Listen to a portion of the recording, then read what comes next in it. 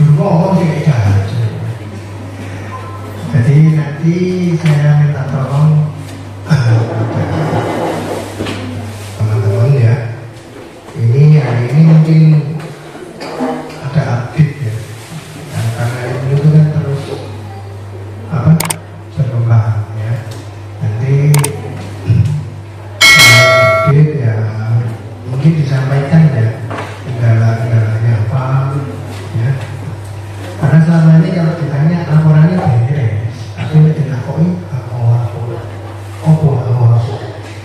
gak lancar ya. Saya sempat tanya sama Bu Agustin ya. Karena SDGTK ini kan penting ya. Jangan sampai nanti melihat anaknya orang sendiri, anaknya sendiri gak ngerti atau permainan perkembangan ya. Minta tolong nanti diikuti sampai selesai ya. Kalau tidak tahu ya segera ditanyakan ya. Jadi hari ini yang hadir mestinya 21 ya, yang satu rodo, yang satu pelayanan. Ini tinggal 19 sama isinya ya. Jadi kegiatan ini nanti berlangsung 2 hari. Mungkin itu saja yang mau saya sampaikan. Dan sekali lagi tolong kalau nggak tahu segera ditanyakan ya. Selain kita mengikuti teorinya, sebaiknya nanti ada best practice-nya ya, apa ya kira-kira. Karena ini menyangkut waktu ya. Karena waktunya juga panjang. Dulu juga itu LTBS, LTBM, cuek kok. Karena nyusupi, tapi kan harus dikerjakan. Ya. Nah, dulu itu nggak ada yang lucu, nggak ada formnya dituliskan buku ya. Tinggal itu sampai kepalian tulisan buku. Kalau di mana diracikan itu jadi ya lengkap memang. Tapi kesannya tahu form ini. Nah, itu ya kalau mungkin nanti diikuti secara prosedurnya seperti apa ya. Mungkin itu aja. Mungkin saya langsung serahkan ke Bu Agustin aja ya. Nanti mungkin ada yang mandu. Kalau punya saya mohon maaf. Saya akhiri. Wassalamualaikum warahmatullahi wabarakatuh. Waalaikumsalam. Terima kasih. Mohon izin Pak.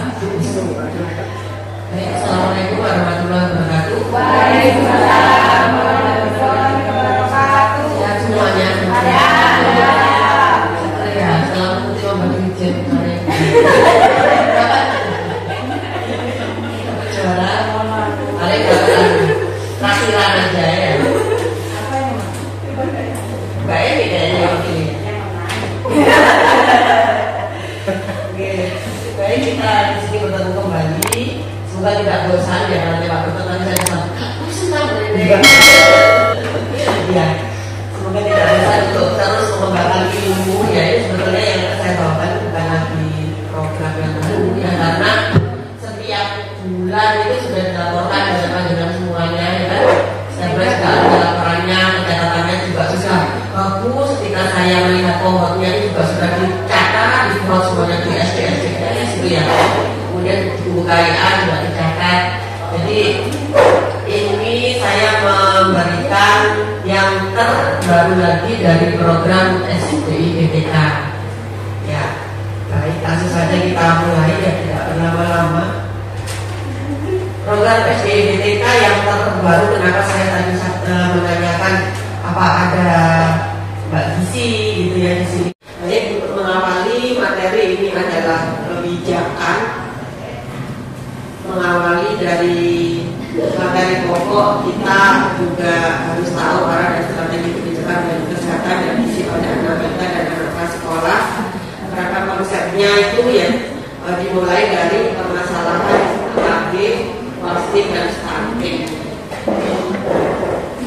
Dimana ini merupakan masalah-masalah besar yang ada di negara kita dan juga di Indonesia. Tapi kita targetnya 2024 adalah 16.000 kelahiran hidup. Sebenarnya Bondowoso sudah mencapai ini. Untuk angka yang kemarin sempat turun dan sekarang ternyata naik. Kemudian masjid stunting ini sudah suatu materi atau keadaan yang diubek-ubek ya, hafal teman-teman apa itu pengertian stunting, berapa targetnya, dan Bondowoso sekarang sudah turun juga ya, sampai 2023 dari 31% ke 16%. Kalau tetap yang 22.2024 14% sedikit lagi semoga bisa tercapai. Tidak naik lagi seperti Aki. Sudah berbangga kita di bawah target, tiba-tiba 2024 melesat lagi. Kemudian ini kerangka konsep masalah gizi, intervensi gizi spesifik, intervensi gizi sensitif ini sudah hafal luar kepala kayaknya teman-teman di rembuk stunting itu ya, ini yang dibahas di rapat-rapat stunting di dinas kesehatan atau di puskesmas, ini yang dibahas tidak lagi kita baca. Dampak kekurangan gizi pada balita dimulai dari tentunya dimulai dari ibu ya, dari sejak kondisi kesehatan ibu, kemudian mempengaruhi janin yang ada di dalam kandungannya, sehingga jangka pendek, jangka panjang tumbuh kembangnya nanti akan terpengaruh.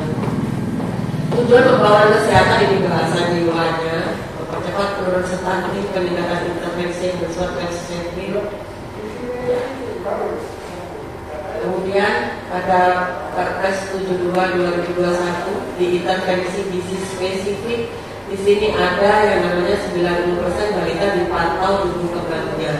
Ada target di sini sesuai dengan Perpres 72/2021 di mana kita harus melaksanakan SDIDTK dan konsultasi serta NBA. Ini dasar hukumnya kenapa program ini dilaksanakan. Kebijakan operasional SDIDTK dan BNBA dari SPM ya, mulai SPM tahun 2018, 2019 ini masih PMK nomor 4. Sekarang ada PMK yang baru, SPM sudah tahu nomor berapa, tahun berapa. Mbak itu siapa? Mantap ya. Dimana untuk syarat-syarat pelayanan kesehatan dasar seperti pelayanan kesehatan bayi dan anak ini tidak jauh beda ya, jadi timbang lebih dari 8 kali minimal, OTG minimal 2 kali, atau kalau kita laksanakan sekarang 9 bulan perkembangannya 2 kali atau lebih, kapsul vitamin A, kemudian kalau sakit dilakukan MTBS. Kemudian ini adalah Permenkes RI nomor 13/2022 tentang rencana strategis Kementerian Kesehatan. Salah satu indikator yang besar adalah jumlah kabupaten kota yang menyelenggarakan pelayanan kesehatan balita meliputi seluruh puskesmas melaksanakan kelas ibu balita sedikitnya 50% per desa. Kemudian seluruh puskesmas melaksanakan pendekatan MTBS pada kunjungan balita sakit, dan seluruh puskesmas melaksanakan SDIDTK. Ya, ini wajib ya berarti ya, karena ada peraturan Menteri Kesehatan RI yang menjadi landasan hukum kita bahwa kita wajib melaksanakan MTBS dan SDIDTK di puskesmas. Baik, lingkup kegiatan SDIDTK dan konseling tumbuh kembang serta PNBA. Yang pertama ini adalah alurnya dari masyarakat ibu hamil balita usia prasekolah ini melalui kelas ibu hamil atau kelas ibu balita, kemudian pelaksanaannya di posyandu, kemudian dilanjutkan di FKTP atau puskesmas untuk rujukannya. Nah, ini pelayanan untuk pelaksanaan kegiatan SDIDTK di puskesmas atau di vaskes. Pelayanannya pemeriksaan kesehatan, pengukuran antropometri dan deteksi tumbuh kembang, kemudian identifikasi penyakit penyerta dan tanda bahaya atau red flag, menentukan klasifikasi, penilaian status pertumbuhan dan status gizi. serta penyimpangan tumbuh kembang, melakukan intervensi atau tindakan spesifik untuk penyimpangan tumbuh kembang sesuai standar, konseling tumbuh kembang dan pemberian makan sesuai rekomendasi. Kemudian peran nakes di puskesmas atau vaskes, melakukan koordinasi terkait pelaksanaan SDGDK, melakukan sosialisasi pelaksanaan kepada sasaran, memberikan pendampingan kepada kader posyandu pendidik PAUD, memberikan pelatihan kepada kader posyandu mengenai tata cara pelaksanaan SDGDK, memberikan penyuluhan kepada ibu atau pengasuh balita, memberikan asuhan gizi bagi balita, melakukan rekapitulasi pencatatan dan pelaporan, melakukan entry dan hasil kegiatan SDGDK, melakukan monitoring dan evaluasi. Untuk pelaksanaan kegiatan SDGDK di PAUD, untuk peran pendidik PAUD, mengisi identitas anak pada formulir deteksi dini tumbuh kembang sesuai rekomendasi. Untuk peran nakes di pelaksanaan kegiatan DDTK di PAUD, menentukan status pertumbuhan dan status gizi anak, melakukan pemeriksaan interpretasi kuesioner prasi screening perkembangan atau KPSP, melakukan deteksi dini GPPH, melakukan deteksi dini pada KMPE, menuliskan hasil pemeriksaan tersebut dalam formulir DDTK. Nah, ini adalah pelaksanaan kegiatan DDTK di posyandu. Peran kader bersama dengan tenaga kesehatan melakukan pendekatan kepada aparat desa dan tokoh masyarakat mengenai kegiatan DDTK di posyandu, mengirim undangan kegiatan DDTK di posyandu pada sasaran, mengisi identitas anak dalam formulir DDTK, melakukan pengukuran antropometri serta menuliskannya dalam formulir DDTK, plotting hasil pengukuran pada Z-score atau GPA, grafik pertumbuhan anak WHO, melakukan pengamatan kemampuan perkembangan anak dengan menggunakan buku KIA. Jika hasil prestasi status pertumbuhan anak tren yang tidak baik, rujuk ke puskesmas. Nah, untuk peran kader ini, kader apakah sudah bisa untuk melakukan plotting itu? Apakah sudah diisi teratur? Halaman 70 di buku KIA yang terbaru, kolom-kolom yang ada warna kuning, warna hijau, ya harus diisi juga itu. Ya, itu adalah tempat untuk mencatat pengamatan kemampuan perkembangan anak dengan menggunakan buku KIA. Kemudian untuk peran kader berikutnya, jika hasil pengisian checklist perkembangan anak pada buku KIA ada jawabannya yang tidak sesuai, itu maka dilakukan rujukan ke puskesmas, dilanjutkan untuk pemeriksaan oleh tenaga kesehatan dengan menggunakan KPSP, memberikan penyuluhan dan motivasi ibu atau pengasuh mengenai pentingnya stimulasi dan makan praktek pemberian makan sesuai rekomendasi, merujuk anak ke jenjang pelayanan kesehatan apabila anak sakit, membantu entry data hasil pertimbangan, melakukan kunjungan rumah. Peran nakes di posyandu menentukan status pertumbuhan dan status gizi anak berdasarkan hasil pengukuran antropometri ulang, plotting hasil pengukuran dalam GPA. Nah, ini kalau kadernya dirasa tidak bisa, nakes harus membantu untuk melakukan plotting di Z-score di GPA. Menilai praktik pemberian makan, apakah penyakit penyerta dapat ditangani puskesmas, melakukan intervensi dan mengevaluasi masalah gizi, serta merujuk jika tidak ada perbaikan, melakukan tes daya dengar, tes daya lihat, dan melakukan tes menggunakan KPSP. Melakukan deteksi gangguan audis DPH, KMPE, melakukan intervensi dari hasil pemantauan tumbuh kembang dan melakukan konseling tumbuh kembang dan pemberian makan. Itu adalah sedikit tentang pendahuluan dari program SDGDK PNWA.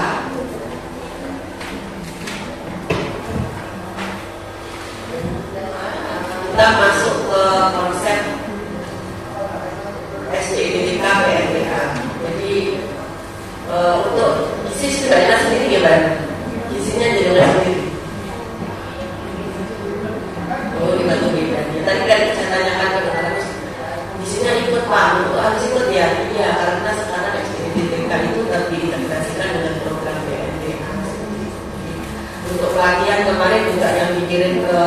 latihan ke Kemenkes, kita bersama-sama ada bidan dan gizi juga yang dikirim.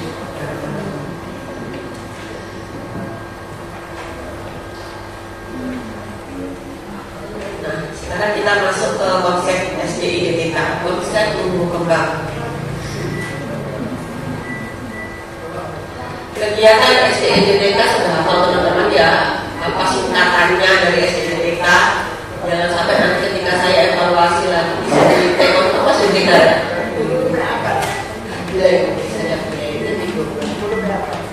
Stimulasi deteksi intervensi dini tumbuh kembang. Ini ada kegiatan stimulasi dini perangsang otak balita dan anak prasekolah agar perkembangan kemampuan gerak bicara bahasa sosialisasi kemandirian anak sudah secara optimal. Stimulasi itu perangsang otak. Deteksi dini melakukan screening atau mendeteksi dini terhadap kemungkinan adanya penyimpangan tumbuh kembang.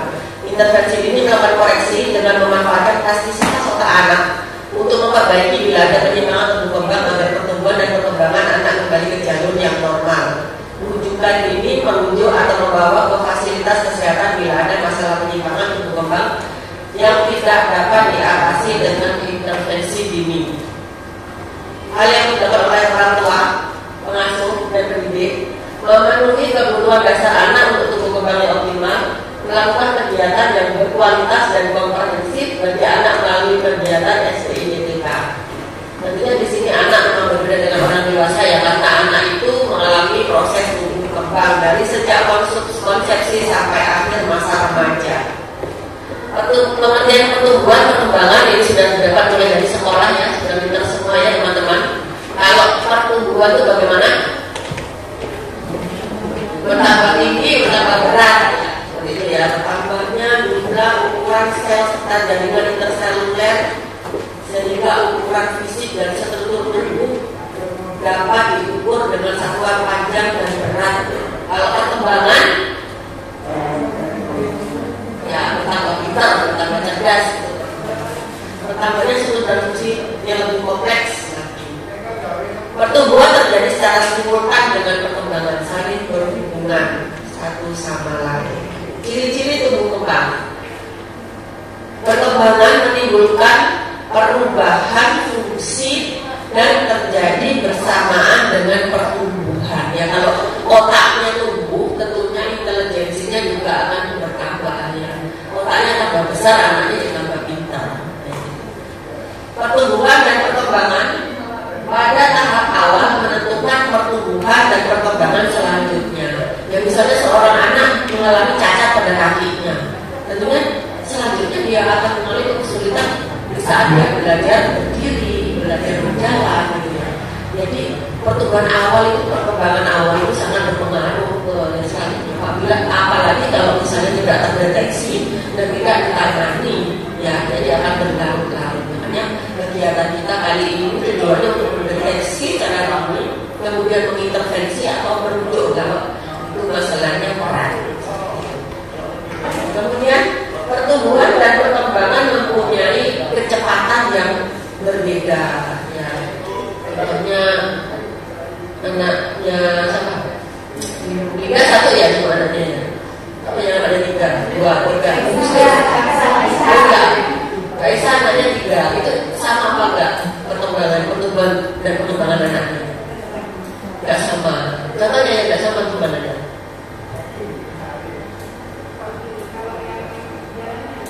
Oh iya, boleh.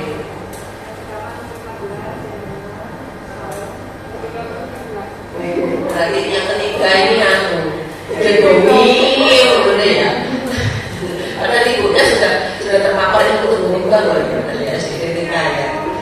Ya, sama anak saya juga yang pertama namanya anak pertama wis dibimi digendongi ya. Ibunya juga diberi tidak ibu itu yang diberi 16 bulan dia baru bisa jalan. Anak kedua habis tumbuhan, sekarang pengalaman 9 bulan sudah jalan. Anak ketiga 12 bulan. Ya, jadi pertumbuhan dan perkembangan itu mempunyai kecepatan yang berbeda. Kemudian perkembangan berkorelasi dengan pertumbuhan. Ya, pertumbuhan dengan pertumbuhan yang kita jelaskan tadi.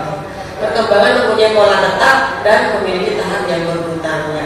Polanya tetap, anak harus berumur dulu baru belajar duduk, kemudian merangkak, berdiri, berjalan, berlari, jadi polanya itu tetap. Tapi kadang-kadang itu ada yang tidak melalui masa ini ya. Misalnya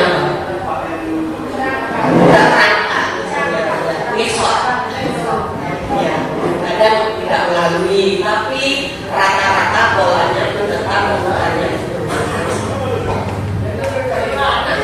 Kemudian periode tumbuh kembang di masa prenatal atau masa intraluter itu adalah sebetulnya yang paling penting atau terbesar pertama itu adalah pertumbuhan otak yang sangat pesat di trimester pertama, 3 bulan pertama, ya. Padahal di tempat kita apalagi di masyarakat 3 bulan pertama ya, muntah masih, apalagi yang kehamilan disembunyikan, yang tidak diinginkan sampai ke direktur. Padahal di 3 bulan pertama itu perkembangan otak yang sangat pesat. Jadi disitulah kita harus masukin nutrisi yang bagus-bagus, proteinnya dikencangkan di situ, ya, biar otaknya berkembang sempurna. Ada yang mau hamil masih program hamil? Ibu-ibu mungkin bisa ada yang mau hamil? Baiklah, mau hamil lagi. Loh, sekarang kan udah cuti melahirkan 6 bulan, enggak ya?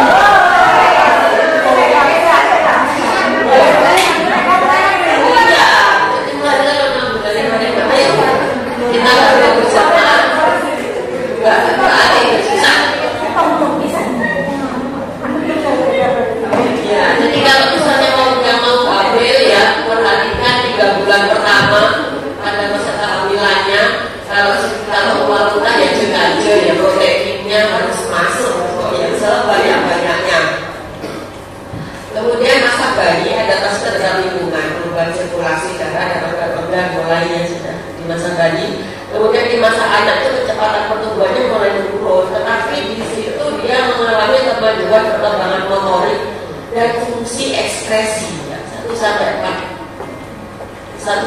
tahun. Kalau fungsi ekspresi di mana di situ harus sudah kita tanamkan toilet training 2 tahun sudah mulai harus kita ajarkan, jangan sampai masih pakai pampers di saat dia usia 4 tahun. Ya ada yang putranya seperti itu, ada yang gagal toilet training di sini berbagi pengalaman 4 tahun masih pakai pampers.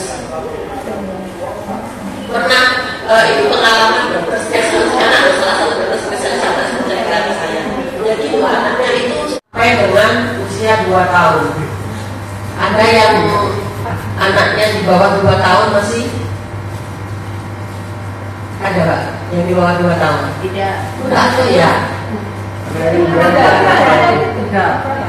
Sudah 3 tahun ya? Oh iya.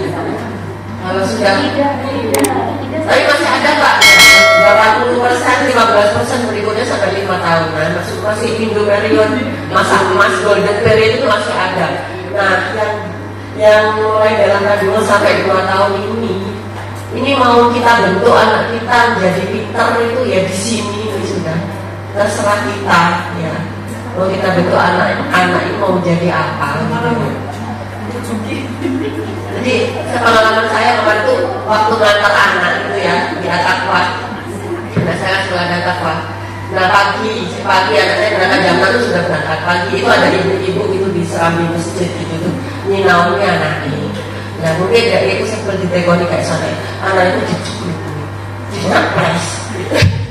Saya itu mau turun mau tak tabrak sih. Tapi ya apa ya mau tak begini. Waduh anak ini jadi salah. Ini puluh salahmu. Mau tak jatuhkan. Wah kali apa biar pertama anak ibu mau tak jatuhkannya. Iya kayak gitu anak yang nggak nyantol terus ambil itu ya. Ya dari kita. Ibunya yang berperan di 1000 HPK itu. Oh gitu. Kelainan.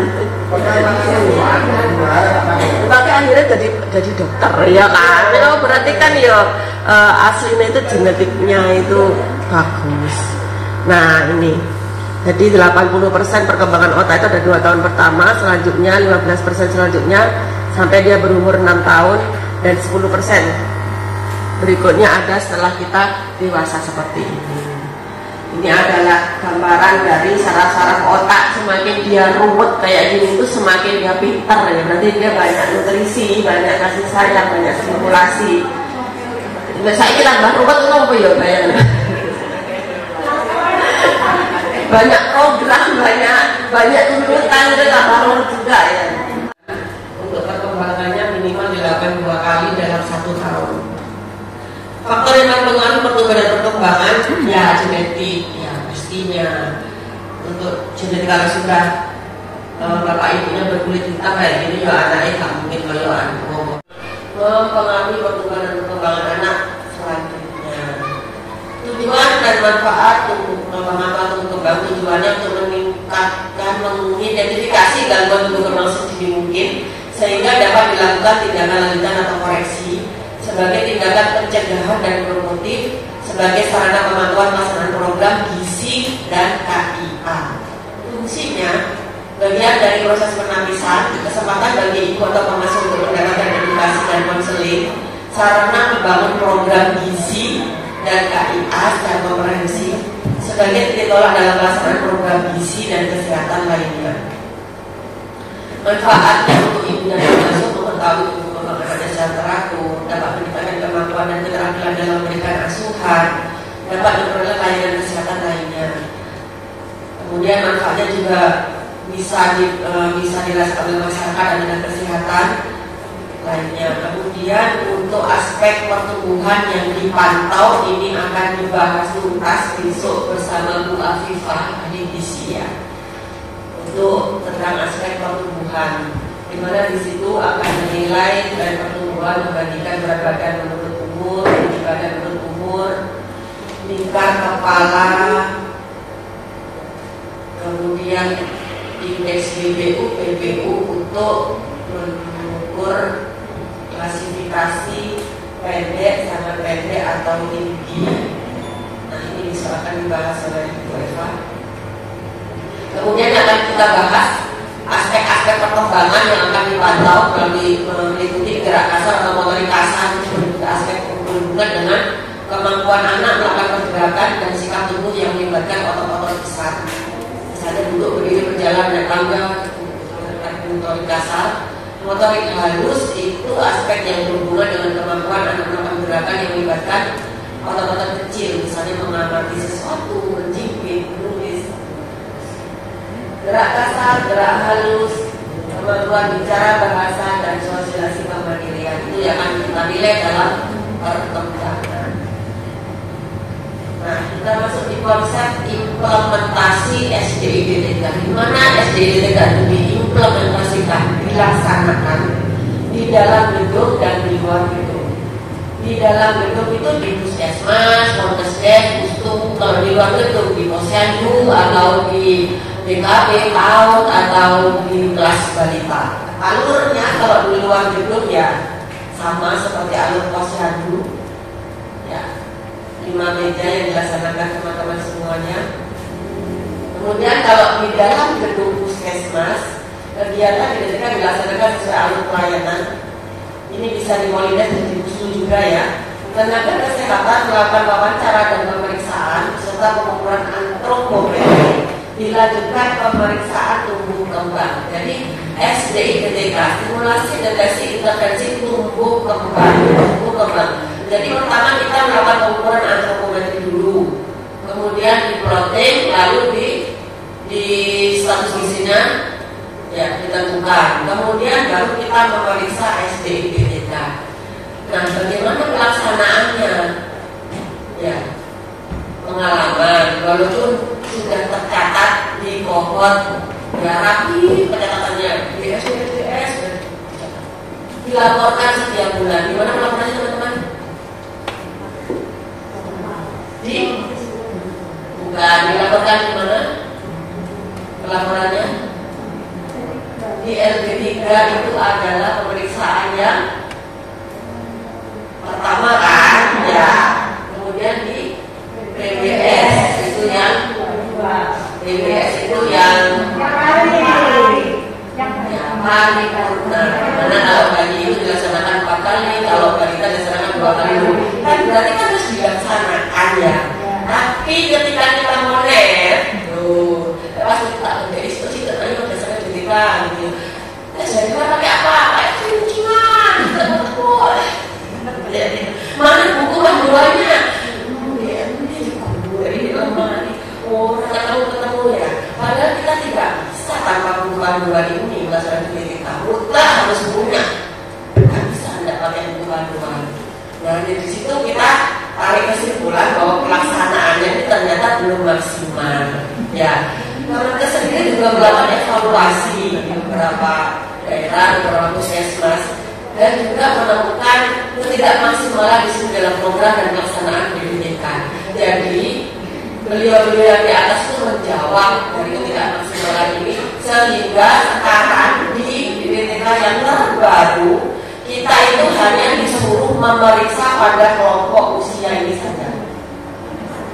6, 9, 18, 24, 36, 48, 60, 72. Ya, ini yang diperiksa lengkap seagregat dengan SDDK itu. Tetapi di pelaporan kita masih mengharuskan bagi paripurna 4 kali dilakukan BPTK. Ya, berarti yang 2 kali itu boleh memakai buku KIA. Balita juga 2 kali BPTK. Berarti yang 1 kali itu boleh memakai buku KIA.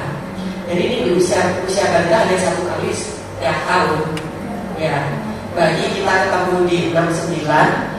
Kemudian balita ini hanya sekali setahun. Tuh, tambahin tekto, ya. Berarti yang dipilih ketika kita posyandu itu juga tambah sedikit sekarang, ya, kelompok usianya. Jadi harapannya itu benar-benar dilaksanakan sekarang di sini. Nah, oleh sebab itu mari kita sekarang saya mohon 1 jam ke depan kita benar-benar konsentrasi penuh ya untuk mengikuti refreshing kembali tentang pelaksanaan kegiatan SDDK, pemeriksaan yang harus kita laksanakan. Minta tolong segala urusan keluarga, polindes, aset kita tinggalkan dulu 1 jam saja, sebentar saja, agar nanti ketika pelaksanaan di lapangan teman-teman tidak lupa lagi. Ya.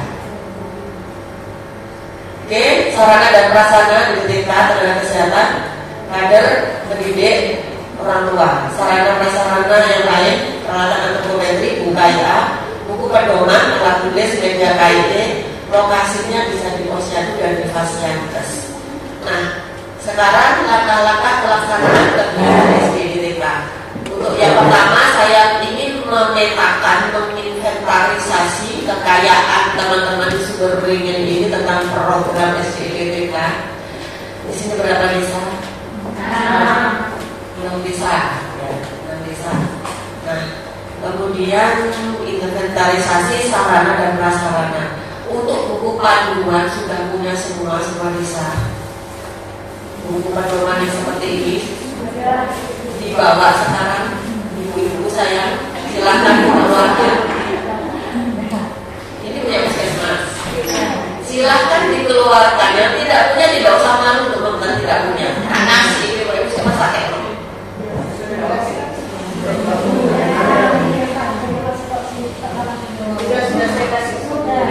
Sudah punya semua besar.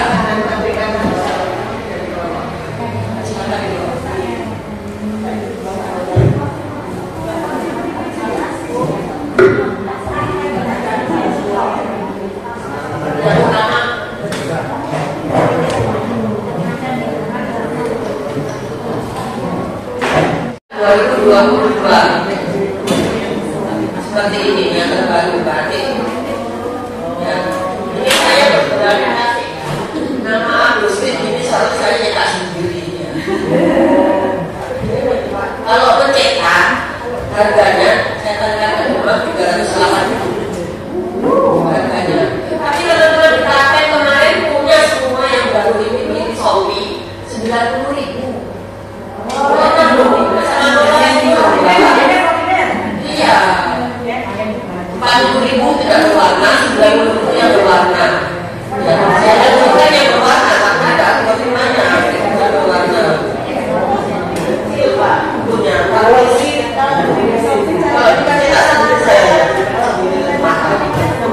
Ya, kalian gitu. Ya.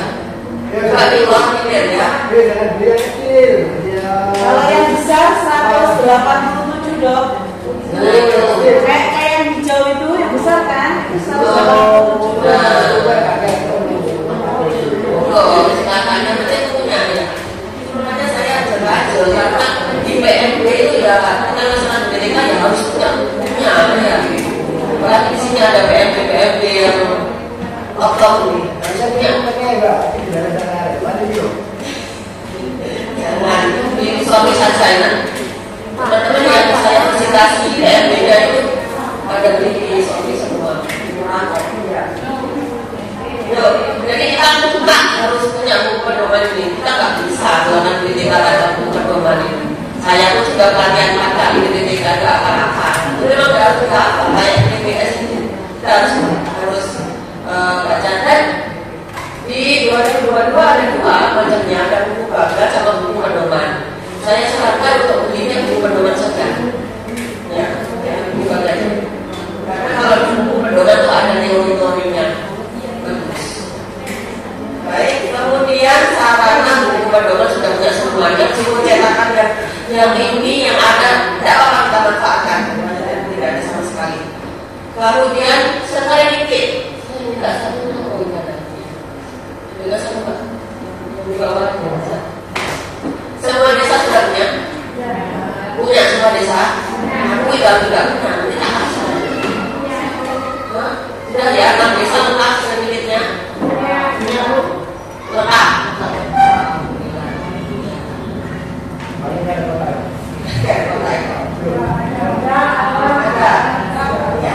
Sudah siap berarti sudah ya. Sarananya, buku pedomannya ada, sekreditnya sudah punya semuanya. Nah sekarang sarana pencatatannya, formnya, form DDK, form DDK ada penanda dari kalau kartu anak, nah kalau misalnya cetak kartu anak melimpah, monggo dimanfaatkan kartu anaknya, ya. Tapi kalau misalnya, ya, kalau kartu anak ini, soalnya banyak isinya. Tapi ternyata ini inovasi Jawa Timur. Kemenkes kalau kesini itu tanya ke saya catatannya pakai apa? Pakai kartu anak. Yang mana kartu anak itu kan? Saya tunjukkan ini. Dan ternyata kalau ini punya jadwal saja. Ya kalau pusat ya yang betul ya ini catatan itu cuma untuk banyak soalnya. Satu kali periksa satu form. Ya mungkin kalau misalnya cetak kartu anaknya masih banyak dimanfaatkan, tapi kalau merujuk harus pakai. Tapi ada puskesmas yang sudah pakai ini muncul di Taman itu satu desa sampai dia punya aset di bawah karena ya memang banyak.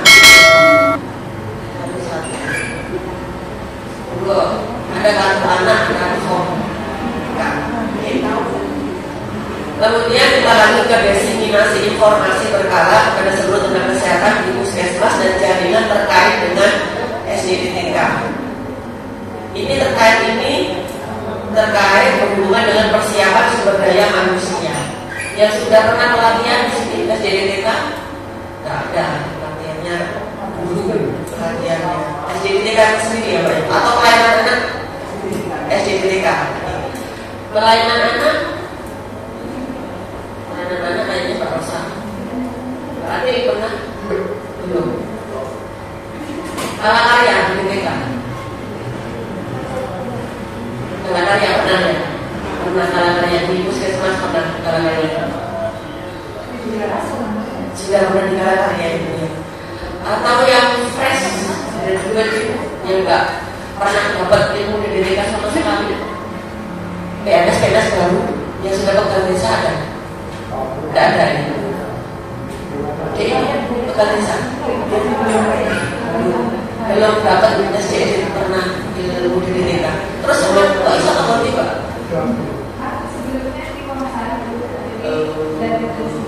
Ya berarti buat sampean ya berarti desa belum ya. Saya tanya kan dia yang baru lulus gitu, dan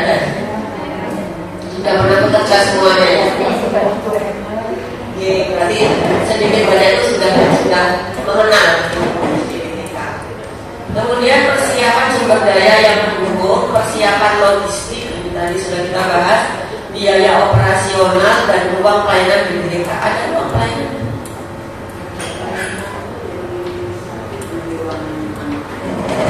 Sebetulnya harus terpisah dengan pelayanan tersebut, karena yang dilihatnya adalah tersehat dan membutuhkan waktu. Dulu sempat pelayanannya kan di sini ya, sekarang jangan lagi Bu, ya. Jangan lagi.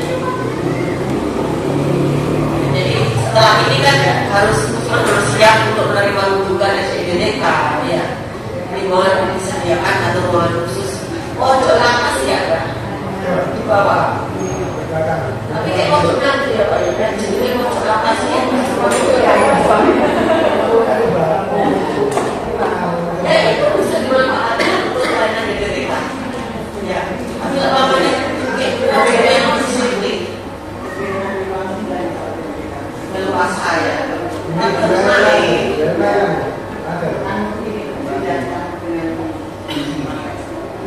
intinya dicampur. Jadi kita lanjutkan, kita sudah menginventarisasi harta kekayaan dan saya kira sudah siap di sumber ini untuk melaksanakan SDGDK.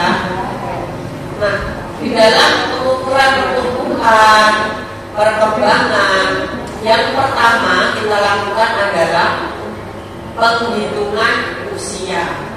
Ya. Kalau misalnya anak itu sudah teratur datang di posyandu, kan kita tinggal mengikuti saja ya usianya ya. Nah, kalau ada anak pindahan atau ada anak yang menuju periksa ke Polindes atau periksa ke puskesmas, yang pertama kita lakukan adalah penghitungan usia. Nah, untuk penghitungan usia ini di pertumbuhan sama perkembangan ternyata beda-beda. Kalau di pertumbuhan fisik itu yang dianggap adalah usia penuh. Jadi misalnya 6 bulan 20 hari itu masuk di 6 bulan. 1 bulan 15 hari masuk di 1 bulan. 2 bulan 18 hari masuk di 2 bulan. 3 bulan 10 hari masuk di 3 bulan. Nah, tapi kalau di perkembangan nanti kita ada yang namanya pembulatan usia. Ya, 15 hari ke bawah itu ikut usia bawahnya, 16 hari ke atas ikut usia atas. Misalnya 3 bulan 18 hari ikut 4 bulan, 3 bulan 14 hari ikut 3 bulan, 5 bulan 15 hari 15 itu masuk ikut di bawah, masih ikut di bawah. Pembulatan usia nanti di perkembangan. Jadi kita atau milik KPSD-nya itu dengan menggunakan pembulatan usia. Nah, ini keberatan nanti kita membahas tentang pertumbuhan, cara-cara pengukuran antropometri, bagaimana plotting di GPA, cara menentukan status gizi, itu akan dibahas besok oleh Bu Eva. Saya sekarang ke SDGDK-nya. Nah, ini materi-materinya ada materi dasar, MPI 1 tadi tentang konsep, ada MPI 2 itu tentang pola asuh dan PMBA, kemudian MPI 3 itu tentang pemeriksaan SDGDK di posyandu. Bagaimana cara memeriksa pertumbuhan, kemudian setelah ditimbang, diukur, diplotting, di Z-score dan KNS, dan memeriksa perkembangan. Kemudian setelah diperiksa perkembangannya, diisi di buku KNS, di buku KIA halaman 70. Coba dibuka buku KIA-nya.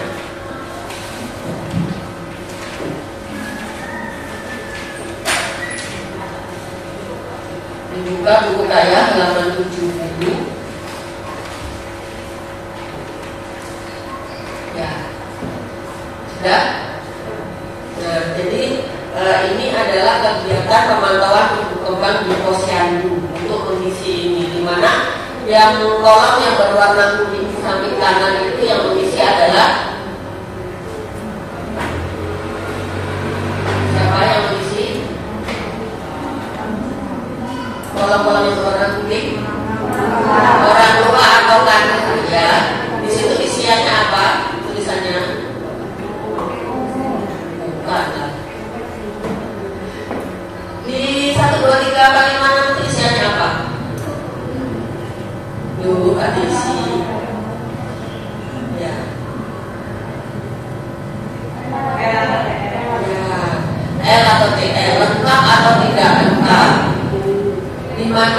cara mengisi LTL-nya itu melihat apa?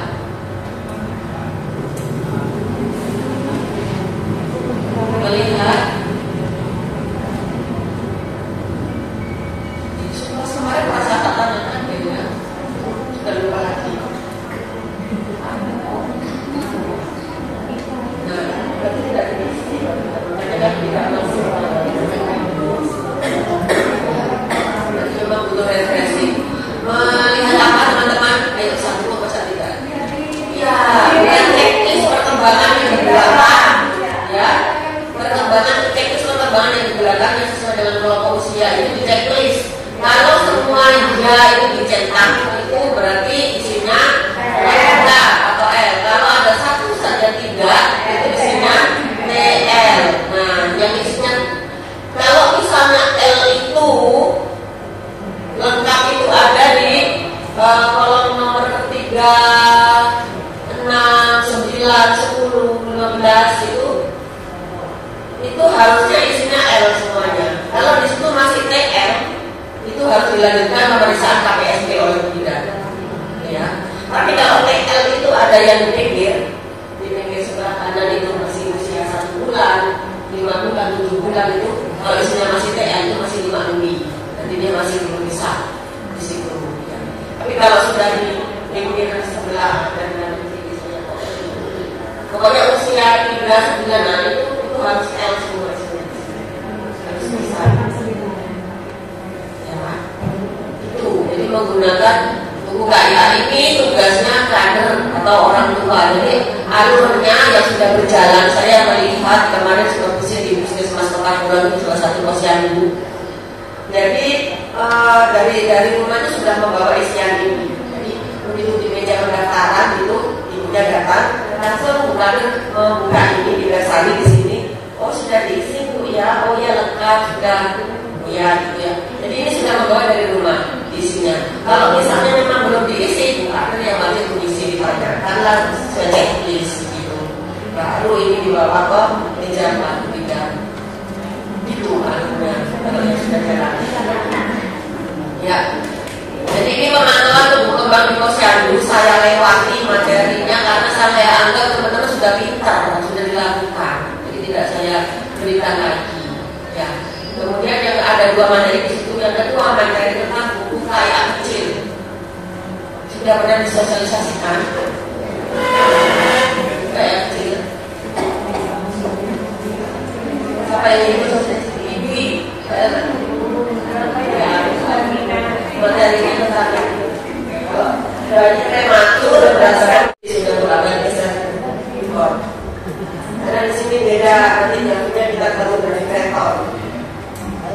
Dimana navigator itu dulunya dengan didapatkan dari sekarang dia juga harus bisa mengisi navigator. Nah itu isinya dari MPI 2, MPI 3. Nah, kita lanjut sekarang di materi pokok MPI 4 tentang simulasi deteksi SDDTK.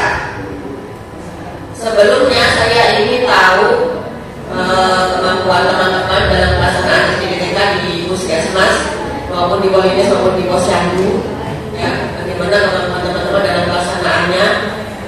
Kita redas dulu ya. Ya, kita redas dulu.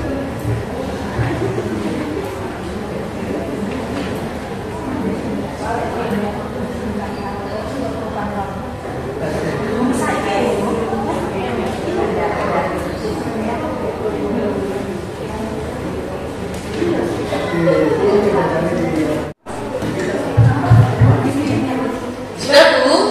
Ya semua. Yuk, ini yang saya minta sekarang 1 bulan ke depan kita konsentrasi penuh ya tentang pelaksanaan SDDTK di fasilitas kesehatan oleh tenaga kesehatan. Moga sambil makan minum tidak apa-apa, tapi tolong tetap konsentrasi. Pendalaman tadi sudah kita pelajari bersama. Kita masuk ke direksi ini perkembangan anak dilakukan di semua tingkat pelayanan kesehatan. Kalau di keluarga dan masyarakat itu dilaksanakan oleh orang tua, kader, pendidik, guru TK menggunakan buku UKIA yang dipantau aspek gerak kasar, halus, bahasa, bicara, dan sosialisasi kemandirian, tepatnya di rumah, di posyandu, dan sekolah. Nah, kalau di puskesmas, pelaksananya adalah dokter, bidan, perawat, dan ahli gizi. Ini yang harus menguasai ilmu SDTK BNPA. Alat dan bahan menggunakan SDTK, funduskopi atau oftalmoskopi direknya Pak. Funduskopi. Hubungan badan antum Iya, ada. Center, kartu E, screening kit, dan form laporan. Ini Pak. Aspek yang dipantau gerak kasar, gerak halus, bicara, bahasa, sosialisasi kemandirian, pemeriksaan pupil putih, daya lihat, daya dengar, masalah kelompok emosional, gangguan spektrum autis, dan BPPH.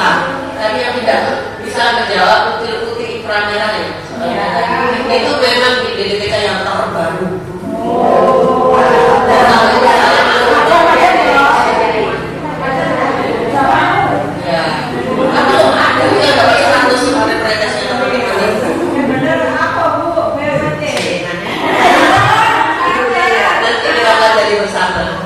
Tempatnya bisa di posyandu, sekolah, puskesmas, dibantu oleh pendidik PAUD terlatih dan kader yang terlatih ya.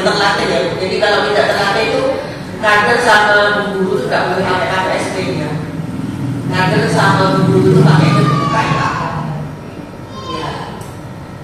Penilaian perkembangan di puskesmas dilakukan terjadwal pada kelompok usia 6, 9, 18, 24, 36, 48, 60, 72 bulan saja, atau dilakukan pada kasus rujukan dari jejaring puskesmas. Kalau misalnya pakai UKIA ada satu saja yang tidak, dan itu ya, itu dirujuk ke bidan untuk dilakukan pemeriksaan selanjutnya. Penilaian perkembangan di puskesmas atau fasilitas kesehatan dimulai dari pemeriksaan dengan KPSP atau Kuesioner Pra-Screening Perkembangan. Mari kita sekarang belajar KPSP. Buka KPSP-nya semua.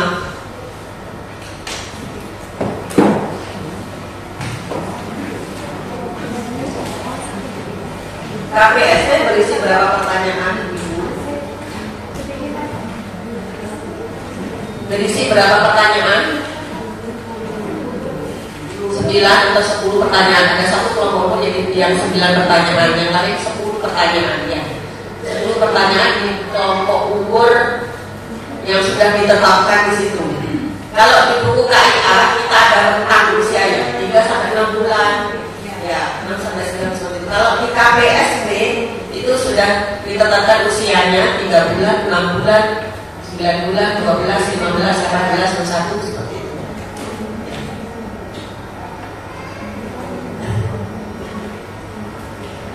Nah, Kuesioner Screening Perkembangan atau KPSP tujuannya mengetahui perkembangan anak apakah normal atau ada kemungkinan penyimpangan. Yang melakukan adalah tenaga kesehatan. Jadwal rutinnya ada di 8 kelompok usia ini. Bila orang tua datang dengan keluarga anaknya mempunyai masalah perkembangan dan umur anak bukan umur untuk screening, gunakan KPSP usia yang lebih muda. Misalnya dia datang usia 10 bulan pakai KPSP ya, usia 17 bulan pakai KPSP ya, 17 pakai KPSP ya, 15 di bawahnya yang lebih muda ya, di bawahnya. Dites dulu yang lebih muda, baru kemudian kalau sudah bisa coba yang tes di usia di atasnya. Caranya menggunakan KPSP, nah ini anak harus dibawa saat pemeriksaan atau screening. Gak boleh video callan, gak boleh teleponan. Jadi kan katanya Pak Dokter, ya apa lah pamane periksa fisik, video call, nah kayak gitu ya, video dulu gitu ya, gak boleh. Jadi harus dibawa pada saat pemeriksaan langsung. Itu dulu bisa kayak gitu tuh waktu kita COVID, zamannya COVID boleh seperti itu. Tapi yang lebih afdal itu anak harus dibawa. Kemudian nanti itu usia, meriksa pertumbuhan, meriksa perkembangan itu ada perhitungan usia. Kalau di perkembangan kita ada pembulatan usia. seperti yang dijelaskan tadi. Kalau misalnya usia 3 bulan 16 hari dia ikut 4 bulan, 3 bulan 15 hari dia ikut 3 bulan. Remnya batasnya adalah 15 hari. Nah, untuk anak-anak yang prematur itu ada yang namanya usia koreksi. Ketika dia usianya kurang dari 2 tahun, itu harus dikoreksi. Kalau sudah 2 tahun ke atas, itu sudah pakai buku KK biasa, perkembangannya juga sudah mengikuti, namanya dia sudah bisa kejar buku kembangan. Nah, di bawah 2 tahun itu kita masih menggunakan usia koreksi atau buku KK. Yang cara untuk koreksi ada rumusnya kayak itu, tapi gambarnya seperti ini. Memang ada rumusnya yang ribet nanti. Gambarnya seperti ini. Kita anggap saja usia kehamilan itu yang normal adalah 40 minggu. Ya, 40 minggu. Nah, dia usia saat ini itu dari usia saat ini dikurangi lamanya prematur. Lamanya prematur itu misalnya dia lahir 7 bulan. 7 bulan itu 28 minggu toh. Ya. Usia normalnya adalah 40 minggu. Jadi 40 minggu dikurangi 28 minggu. Jadi berapa? 12 minggu. 12 minggu itu berapa bulan? 3 bulan. Nah, misalnya dia datang usia 1 tahun. Berarti dia pakai SD-nya pakai yang usia 9 dikurangi 3 bulan. 12 dikurangi 3. Ya, jadi usia saat ini dikurangi lamanya dia prematur. Misalnya dia lahir 8 bulan, 32 minggu, berapa lamanya prematurnya? 8 minggu atau 2 bulan. Jadi usianya saat ini dikurangi 2 bulan. Begitu ya? Nampak tuh? Ya, itu namanya usia koreksi. Dikurangi lamanya prematurnya. Ya, sampai usia 36 kalau di bawah 36 itu baru dikoreksi, kalau di atas 36 nggak usah. 38, 39 nggak usah dikoreksi. Mulai 34 ke bawah itu baru dikoreksi. Sampai usia 2 tahun. 36.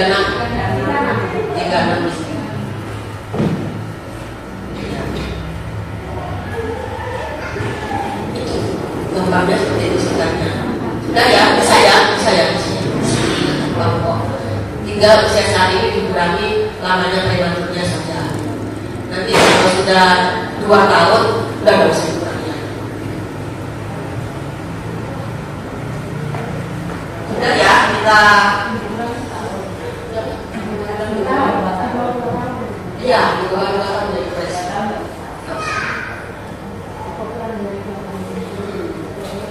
Setelah 2 tahun harus pakai bunga yang biasa.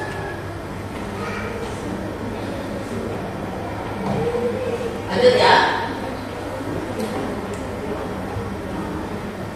Setelah menentukan usia anak, pilih KPST yang sesuai dengan usia anak. Bila usia anak tidak sesuai dengan kelompok usia pada KPST, gunakan usia yang lebih muda. Kalau tidak sesuai, misalnya ini 4 bulan pakai usia yang 3 bulan. Kalau 9 bulan ya pakai 9 bulan, sudah sesuai ya. Oh, nggak ada yang terus di sini. Berarti memang butuh refreshing ya. Tidak ada.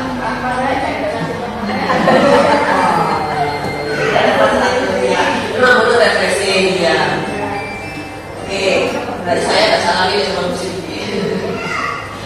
Kemudian KPST terdiri dari 2 macam pertanyaan, yaitu pertanyaan yang dijawab oleh ibu atau pengasuh. Contoh, dapatkan bayi makan tulis sendiri, perintah kepada ibu atau pengasuh anak atau petugas melaksanakan tugas yang tertulis. Misalnya, pada posisi bayi terletak, tariklah bayi pada pergelangan tangannya secara perlahan ke posisi duduk.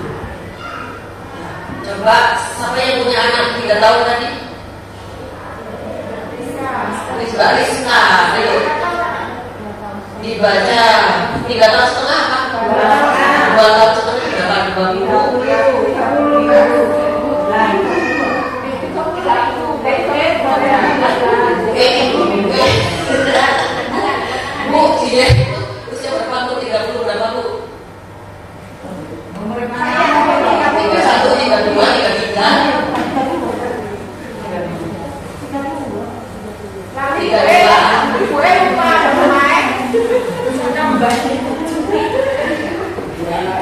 31 berarti pakai KPSP yang usia 30. Bukan bunganya tuh 30 tuh. Bukan KPSP sayang. Itu bunganya. Oh dibacakan Bu Endang. Sudah dibacakan nanti ibunya yang jawab. Ya.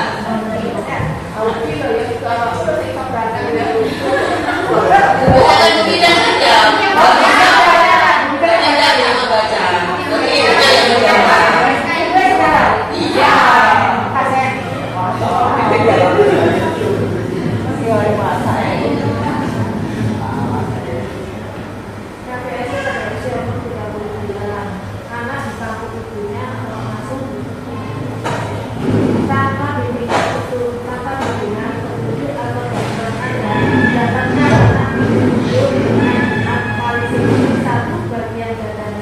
Rambut, mata, hidung, mulut, atau bagian badan yang lain. Ya, rambutnya mana? Ya, bisa. Beri urus di depannya. Dapatkah anak meletakkan 40 satu persatu di atas urus yang lain tanpa menjadikan itu? Bisa langsung menentukan itu pakai semua tayo. Bulannya ada.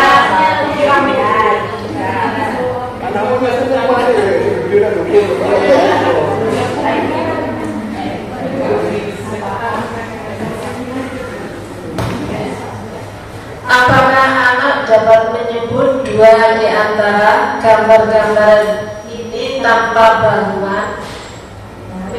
Kucing, burung, kuda,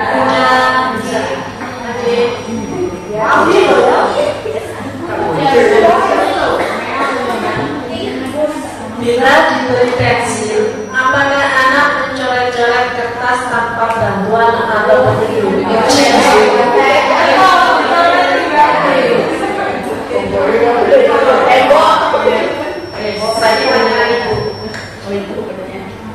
Pertanyaan ke Ibu. Dapatkah anak melepas pakaiannya seperti baju, rok, atau celana? Ya, betul. Ya, Bu. Kaki ditarik. Yang terusnya bisa. Musik pesan.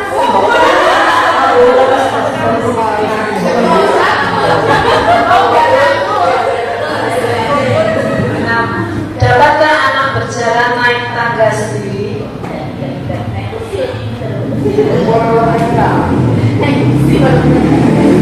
Berarti jawabannya ya kabel. Jawaban ya, jika ia naik tangga dengan posisi tegak atau berpegangan pada dinding atau pegangan tangga.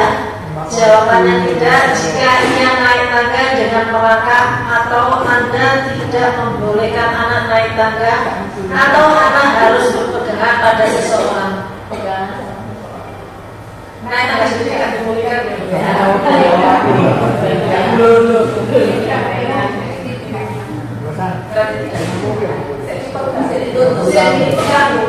berarti tidak. Anak-anaknya tidak boleh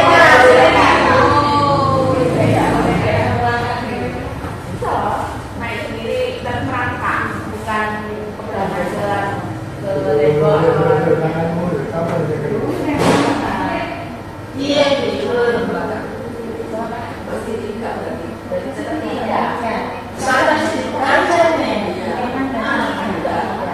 dapatkah anak makan nasi sendiri tanpa banyak tumpah?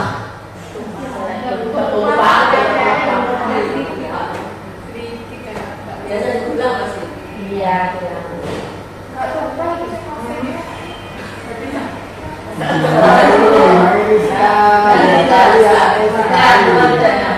Dapatkah anak membantu memungut mainannya sendiri atau membantu mengangkat piring jika diminta?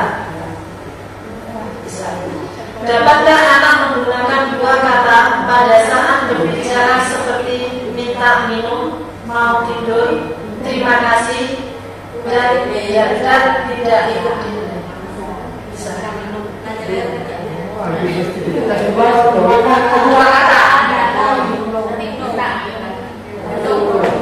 No. Nyungkak ngomong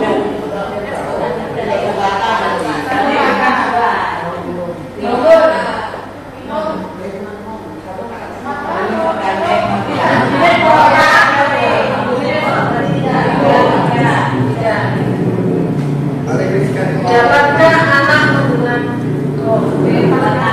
meletakkan bola tenis di depan kakinya? Dapatkah anak menendang bola kecil sebesar bola tenis di depan tanpa berpegangan pada apapun? Mendorong tidak bisa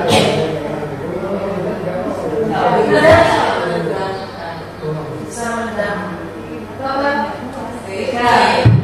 Nantikan ya Mbak ya. Jadi pastikan ibu atau pengasuh anak mengerti apa yang ditanyakan pada ibu. Itu pertanyaannya harus jelas ya. Kalau misalnya Mbak Rizka nggak ngerti bahasa Indonesia, ya pakai bahasa Inggris gitu ya. Kalau kita kan misalnya bahasa Madura, ya pakai bahasa Madura. Nggak harus bagus seperti ini. Ya, yang penting dia mengerti apa yang kita tanyakan dan tidak ragu-ragu atau takut dalam menjawab. Sama mencoba dari lekor. Sama menjadi ngaku sih keterusan. Bisa. Aku asal juga sama tekor di Medan. Tanyakan pertanyaan tersebut satu persatu berurutan. Setiap pertanyaan hanya aku satu jawaban iya atau tidak. Ajukan pertanyaan berikut setelah ibu sudah mengerti. Ditanyakan semuanya, teliti kembali apakah jawabannya sudah terjawab semuanya. Kemudian dihitung jawaban iya. Iya bila ibu pengasuh menjawab anak bisa atau pernah atau sering atau kadang-kadang. Iya, soal tadi ada ini. Tidak, jika ibu atau pengasuh menjawab anak belum pernah melakukan, tidak pernah atau tidak tahu. Kemudian dihitung jawaban ianya. Kalau misalnya ianya ada 9 dan 10 itu berarti sesuai normal. Kalau ianya 7 atau 8 berarti meragukan. Kalau iya penyimpangan, kemungkinan penyimpangan. Gimana anaknya Mariska tadi? Meragukan. Ya meragukannya di aspek apa Bu? Bicara bahasa sama otoritas. Ya, berarti bagaimana intervensinya kita lakukan. Kemudian ini algoritmanya ya, warna KPSP-nya. Perhatikan warna KPSP. Kalau yang hijau itu untuk gerak kasar, biru gerak halus, merah muda bicara bahasa, kuning sosialisasi kemandirian di sini. Gerak kuning. Ya.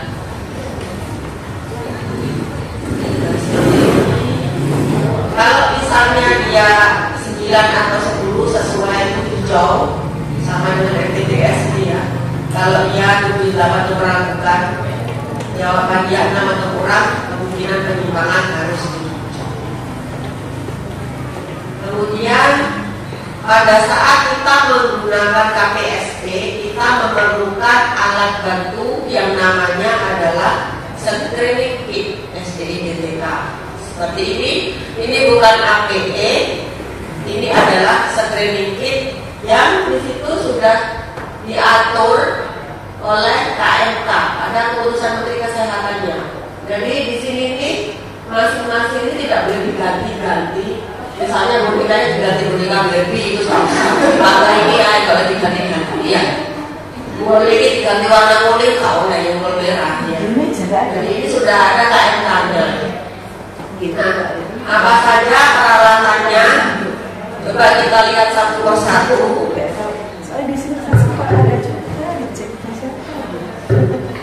Apakah masih lengkap? Yang pertama ada kubus. Kubus ini ukurannya segini, warnanya ya cuma itu ya. Kuning, hijau, putih, biru, merah. Nanti kalau kita bayar kuning itu nggak boleh, ireng atau nggak boleh. Terus warnanya itu dan besarnya segini, ya. Bukan yang API yang maksudnya gede-gede itu bukan. Jadi mangkuk kubus yang mangkuk kubus yang ini. Ya. Bahannya itu dari kayu. Tuh, bahannya ditentukan kayu pinus kering oven yang semua sudutnya tidak tajam tapi tetap presisi. Jadi nggak boleh pakai kayu jati gitu ya. Jadi kayunya kayu pinus oven kering. Cara menggunakannya ya kita apa dulu? Diletakkan di meja, maka anak bisa meraih, kemudian ditumpuk-tumpuk. Kalau dia usia 1 tahun, saya 2 bungkus. Kalau usianya 48 bulan, sudah 8 bungkus yang ditumpuk. Kemudian lonceng. Nah, ini loncengnya. Lonceng warna dari bahan besi dapat berbunyi, warnanya kuning emas, bertangkai, memiliki standar nasional Indonesia. Ini apa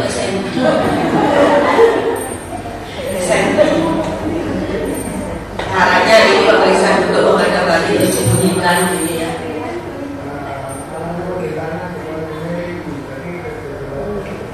Iya. Kemudian tracklist atau perincian ulang. Yang di satunya ada.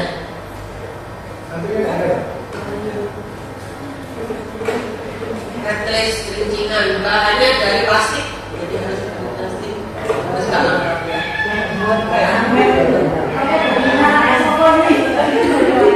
Dan di desa ada yang punya ini. Caranya letakkan dia di meja, maka anak tertarik untuk meraihnya, seperti itu ya. Kemudian ada warna merah. Warna merah diikat pada bagian tengah dengan kuat membentuk bola. Diameter 10 cm berjumlah 500 utas. Itu seperti apa dulu 500 utas itu? 500 utas. Dan warnanya harus warna apa? Warnanya merah, oleh kuning, oleh hijau. Oleh kuning, oleh hijau. Ini kan untuk ngetes bayi 3 bulan ya. Bayi 3 bulan. Jadi bayi itu warna yang pertama dikenalnya itu adalah warna merah ternyata. Nah, itu caranya itu bayi dalam posisi terlentang, pegang bola merah 25 sampai 30 cm di atas saja bayi, kemudian digerakkan ke sisi kanan kiri apakah bayi mengikuti. Lucu kan begitu kan? Ya di desa yang jumlahnya itu ada 500 lagi. Kemudian cengkir. Tidak harus biru kalau simpan bahan plastik. Ya, bahan plastik yang ada pegangan untuk melatih minum. Kemudian boneka. Nah, bonekanya ya kayak gini karena nanti untuk itu melatih waktu salah satu motivasi untuk melatih anak pakai bajunya gitu loh ya. Jadi harus pakai baju tapi bajunya boleh nggak ada. Kemudian bola tenis, kalau bola tenis standar semua tahun ini bola tenis standar. Kemudian bola sepak ini harusnya ada, tapi setiap ini di Indonesia saya tidak pernah menjumpai karena mungkin besar jadi nggak cukup masuknya. Bola sepak dengan diameter 15 sampai 20 cm. Botol clear. Biasanya saya kalau di puskesmas dulu, ini paling musim boleh ini. Tak cari internet gitu. Ini untuk apa? Untuk meletakkan semacam bismis. Tapi lah bismisnya itu tembak. Ini kok apa yang dijual di dalam itu satu kali sebenarnya lah itu bisnis boleh ingin. Soalnya yang kita pakai di situ mesti kadang-kadang aneh-aneh. Kadang itu tutupnya atau depo dimasukkan di sini. Kerikil itu ya ada kan nggak apa-apa pokoknya orang yang menjual dulu, laporan dileboknya mulutnya gimana. Ya. Jadi pilih bahan-bahan yang aman seperti ini coklat ya, coklat kerikil itu ya yang biasanya oleh-oleh boleh, kismis juga boleh, apa coklat chip itu boleh. Ada uang logam itu saya tidak setuju. Jangan lebih baik adalah yang aman-aman saja. Karena ini rasanya yo bahaya bisa. Aman aja. Yang Ada. Ini ada merah juga. Karena hanya untuk coba sama-samanya. Kemudian ini kartu bergambar. Nah, tadi itu ya Mbak Rizky. Nah, ada lagi bergambar. Kayak saya kemarin di Papel itu ada anaknya bilang ini langsung saya praktekkan gitu. Langsung bergambar kucing itu apa gambarnya ini meong. Terus gambarnya anjing. Gambarnya apa ini? Anjing. Bisa bilang anjing ya. Bunyinya anjing di mana? Aku kan nggak punya anjing. Tidak tahu dia tidak tahu. Kemudian gambarnya wong lanang, gambarnya orang laki-laki. Ini gambarnya apa? Pak Camat. Iya wis. Tidak apa ini bisa menjawab. Kemudian ini kartu warna. Ada kartu warnanya ada. Ya, itu adalah isi dari sertifikat yang lengkap. Coba ditesani di tempat masing-masing. Apakah sudah masih lengkap seperti itu? Kalau seperti cangkir yang hilang, bola pasti yang hilang bisa dibelikan. Kita yang tidak bisa itu rumus. Ini yang susah mencarinya. Jadi sedapat mungkin ini jangan hilang.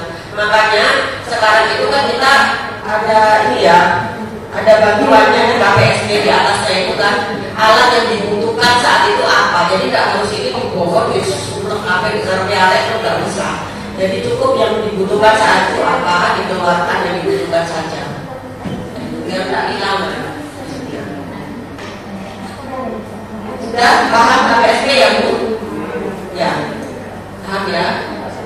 Kita lanjutkan pemeriksaan selanjutnya. Deteksi ini penyimpangan pendengaran ya, pada apa? Ya, baik ini nanti lain.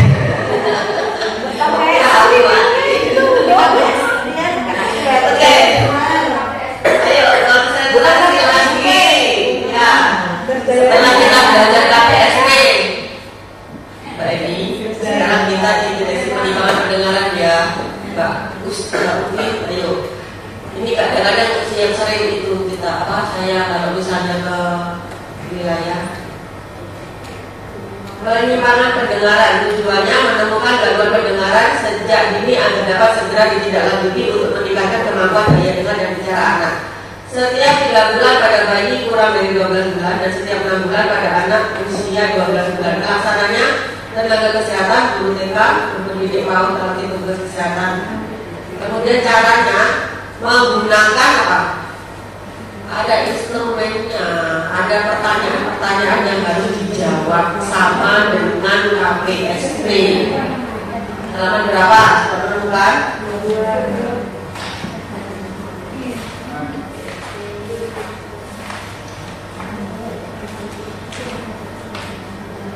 Halaman berapa? Tes daya dengar, instrumennya.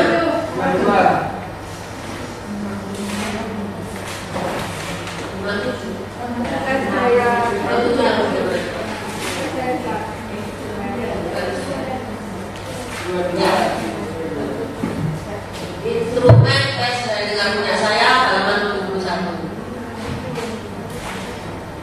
Halaman 67. Oke. Di situ ada 3 pertanyaan di setiap kelompok usia. Ada kemampuan ekspresif, kemampuan reseptif, dan kemampuan visual. Di mana jika anak kurang dari 24 bulan, pertanyaan dijawab oleh orang tua. Jawaban iya jika menurut orang tua atau pengasuh anak dapat melakukan dan dalam 1 bulan terakhir. Jawaban tidak jika menurut orang tua atau pengasuh tidak tahu atau tidak dapat melakukan dalam 1 bulan terakhir. Kalau lebih dari 24 bulan, perintah dapat diberikan melalui pengasuh untuk dikerjakan anak. Jawaban iya jika anak dapat melakukan perintah orang tua atau pengasuh. Jawaban tidak jika anak tidak dapat atau tidak mau melakukan perintah orang tua atau pengasuh. Nah, silakan untuk Mbak Kris tadi. Mbak Indah pakai usia yang berapa berarti?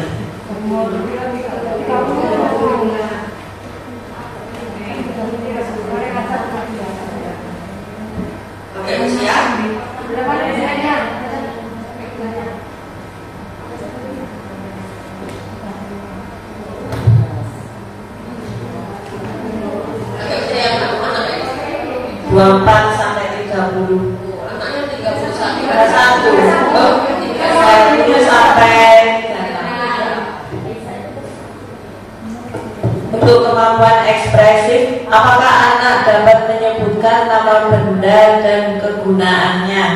Cangkir untuk minum, bola untuk dilempar, pensil warna untuk menggambar, sendok untuk makan. Apakah lebih dari 3/4 orang mengerti apa yang dibicarakan anak Anda?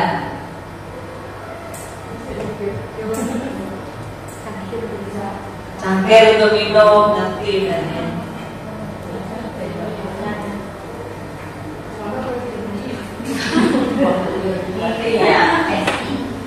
Kemampuan reseptif, apakah anak dapat menunjukkan minimal 2 nama benda di depannya sesuai fungsinya? Misal, untuk minum, cangkir, untuk dilempar, bola, untuk makan, sendok, untuk menggambar, pensil warna. Apakah Anda dapat mengerjakan perintah yang disertai kata depan? Misal, sekarang kubus itu di bawah meja, tolong taruh di atas meja.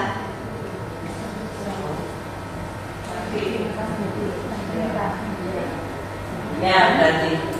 Kemudian kemampuan visual, apakah anak secara spontan memulai permainan dengan gerakan tubuh seperti po ame-ame, ciluka? Apakah anak Anda menunjuk dengan jari telunjuk bila ingin sesuatu, bukan dengan cara memegang dengan semua jari? Telunjuk berarti bagian. Juga panjatan dengan semua jari. Ya kalau menunjuk. Ya berarti iya saya memegang. Ya. Ya, hasil pemeriksaan tidak ada jawaban tidak berarti sesuai normal. Ya, kalau ada satu saja jawaban tidak, itu ada kemungkinan penyimpangan. Berarti normal ya, Kak Rizka. Nanti untuk tes daya dengarnya. Ya, makanya di buku KIA di kolom halaman 70 itu hanya ada 2. Kalau di KPSP itu kan ada yang S, ada yang M, ada yang P. Kalau di TDB ada N sama M. Jadi dia normal atau lucu.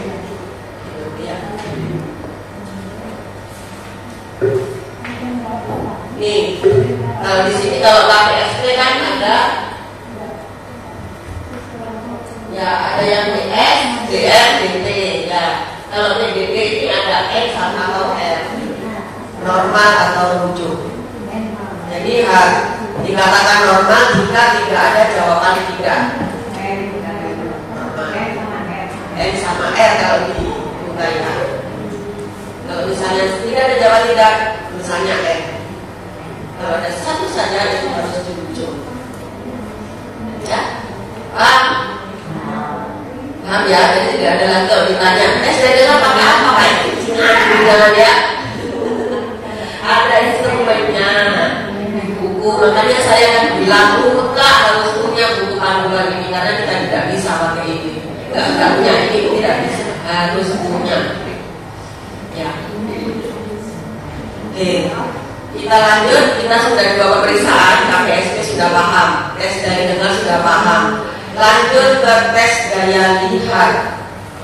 Nah, di tes daya lihat ini ada yang baru di buku yang baru 2022. Itu kalau di sini ada yang namanya deteksi dini kelainan pupil putih pada anak atau tes refleksela, tes. Tujuannya untuk mendeteksi pupil putih atau leukoria, kelainan katarak, retinoblastoma, penyakit mata yang melibatkan kornea, lensa, vitreous dan retina. Pelaksananya adalah dokter. Bagian ini. Ya. Nah ini yang melaksanakan adalah dokter menggunakan funduskopi atau oftalmoskopi direct. Jadwalnya kalau yang kelainan pupil putih ini mulai lahir. Sejak bayi baru lahir mulai usia 0 sampai 3 bulan. Pada saat pemeriksaan rutin ketika kunjungan imunisasi, bila ada keluhan penglihatan atau kelainan pada mata anak. Nah kalau biasanya kita pakai tablik itu, pakai kartu itu Mulai ngetesnya usia berapa?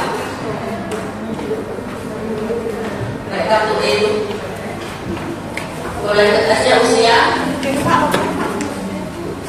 tahun, 6 bulan. Ya. Bukanya kan vitamin ya.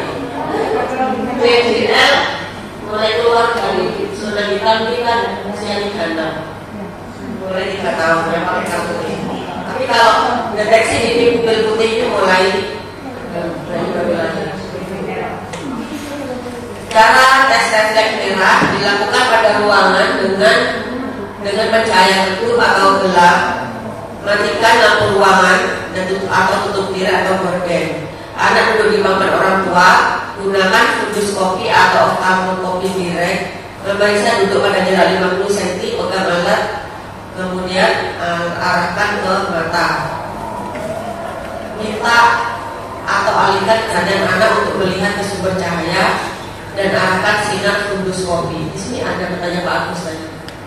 Fundus kopinya kayak gini. Ini yang melakukan Bapak. Nah, ini gambarannya. Kalau merah semua ini normal. Kalau ada bagian-bagian yang berwarna-warni kayak ini malah tidak normal, bukan cantik. Malah tidak normal. Ini Pak Dokter. Ini caranya. Yang pemirsa duduk pada dari 50 cm dengan alat. Nah, ini yang dilakukan ini dokter. Laksana dalam dokter menggunakan visual.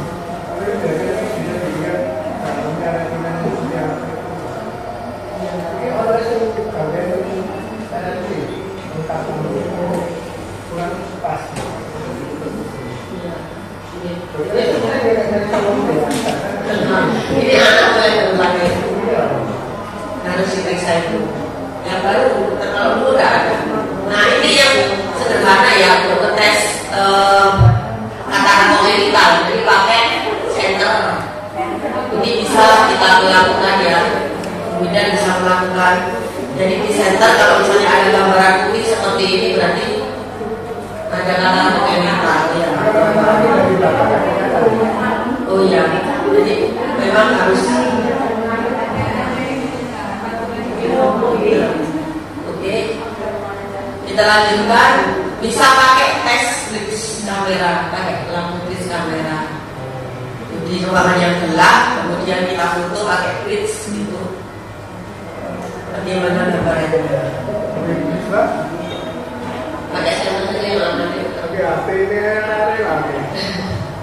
ya, itu yang baru ya teman-teman. Yang baru di pemeriksaan tes daya lihat. Kalau yang dulu tidak ada, mulai 2002 ini ada pemeriksaan putih-putih.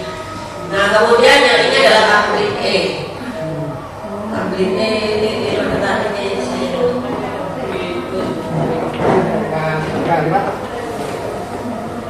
udaranya kok mendadak dingin. Biasanya enggak. Tablet E kalau yang pakai yang ini yang baru ini tujuannya untuk deteksi secara ini gangguan kelainan daya lihat agar dapat segera dilakukan tindakan selanjutnya jika ada keluhan. Dilakukan untuk anak usia lebih dari atau sama dengan 36 bulan, 3 tahun ya. Diulang setiap 6 bulan. Tes ini dilaksanakan oleh tenaga kesehatan dan bisa tes. Alatnya ruangan yang bersih, tenang dengan penyinaran yang baik. 2 buah kursi, 1 untuk anak dan 1 untuk pemeriksa. Jaraknya berapa meter? Jaraknya ini ada di sini tulisannya jarak 6 meter karena tabletnya yang terbaru ini besar. Jadi besar, jadi bukan yang kayak ini. Ya, seperti ini. Loh, kan gede. Ya. Jadi ini yang disebut prototipe E6/60 yang paling besar ini, kemudian E6/12 di bawahnya. Nah kalau yang baru ini, kalau dia bisa menyebutkan mengarahkan 3 kali, anaknya bisa mengarahkan 3 kali sesuai itu dikatakan normal. Kalau sudah 3 kali ragu-ragu boleh diulang 4-5 kali. Nah, Kalau sudah bisa berarti normal. Tapi kalau sudah 5 kali pertanyaan dia tidak bisa, 5 kali, ini E-nya besar ya. Jadi 6 meter jaraknya. Anaknya ditutup matanya 1, kemudian gantian. Kalau menutup mata pakai tangan ini jangan rapat-rapat ya. Kalau ini lepas kemudian catat. Nah kalau pakai ini kartu E yang ini yang biasa kita pakai itu jaraknya 3 meter. Teorinya dulu kan belum itu 3 meter. Ini ditempel di tembok atau di beban bumi dan nantinya suruh bawa ini. Disuruh menyusui arahnya ini kita tunjukkan. Kemudian dengan mata anak disuruh tutup matanya 1. Kemudian sebutkan sampai baris ke 3. Anak yang normal itu bisa membaca sampai baris ke-3. Ya, kalau misalnya di baris ke-3 ini tidak bisa, nah itu yang kita curiga ada gangguan penglihatan. Ya, jadi batasnya sampai baris ke-3. Ini tak boleh. Caranya boleh. Kemana-kemana?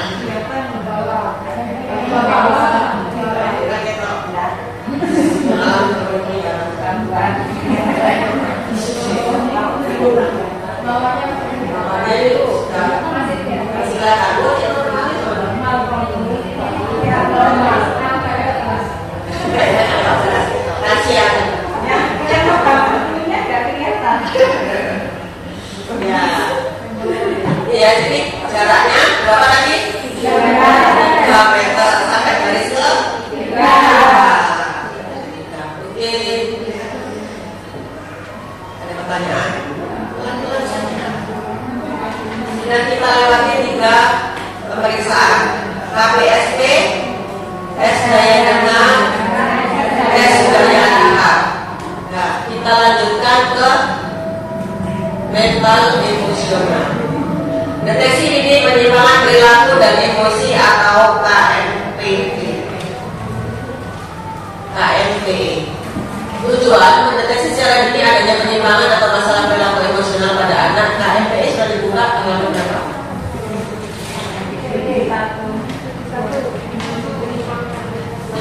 71. Ya. Jadwalnya usia 36 bulan. Mulai 36 bulan.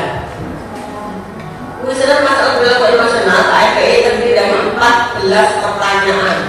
Tanyakan setiap pertanyaan dengan lambat, jelas dan nyaring, satu persatu berlaku terus pada KMPE. Catat jawaban iya.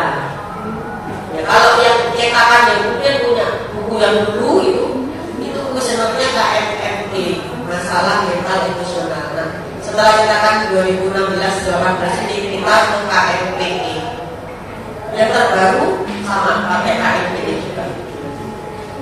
Ada 14 pertanyaan di situ. Coba dibaca salah satu ibu membacanya.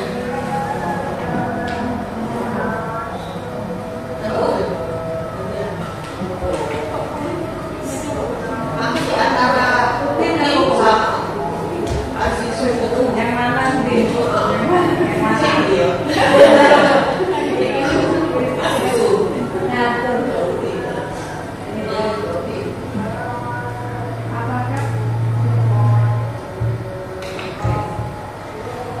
Apakah anak Anda sering bereaksi negatif, marah atau tegang tanpa sebab yang jelas?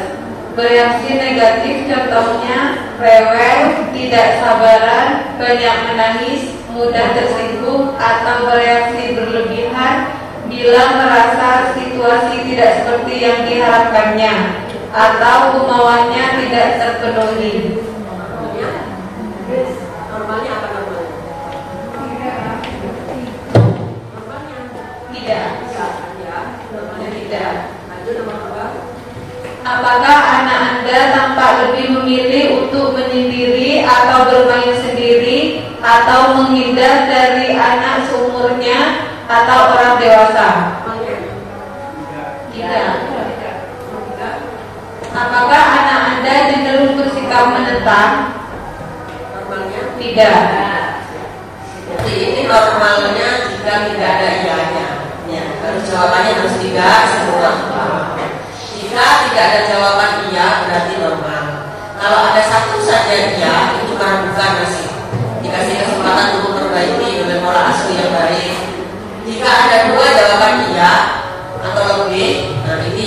kemungkinan anak mengalami masalah perilaku emosional.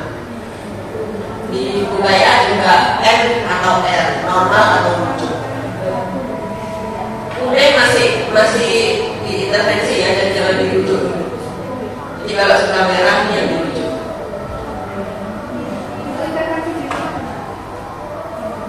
Intervensi di rumah itu maknanya yang tidak gitu ya. Terus dilanjutkan dengan pola asuh. Ada nanti di sini di bukunya tuh ada pola asuh yang seperti mana yang untuk mengatasi anak-anak, misalnya anak yang kantong seperti itu. Ya, dicari mana yang tidaknya mana, nah itu yang diatasi lah. Kemudian dijadwalkan 1 bulan lagi untuk diperiksa kembali. Oke, berarti dicari tidaknya ya. Maksudnya enggak dikatakan normal sudah tidak ada. Oke, KPSP sudah, tes daya lihat, tes daya dengar sudah, tes daya lihat sudah, KMPE sudah. Sekarang kita lanjutkan ke pemeriksaan selanjutnya. Deteksi dini gangguan spektrum autis menggunakan Motivate Checklist for Autism in Order Revisi. Nah, ini bedanya, ada beda dengan yang baru.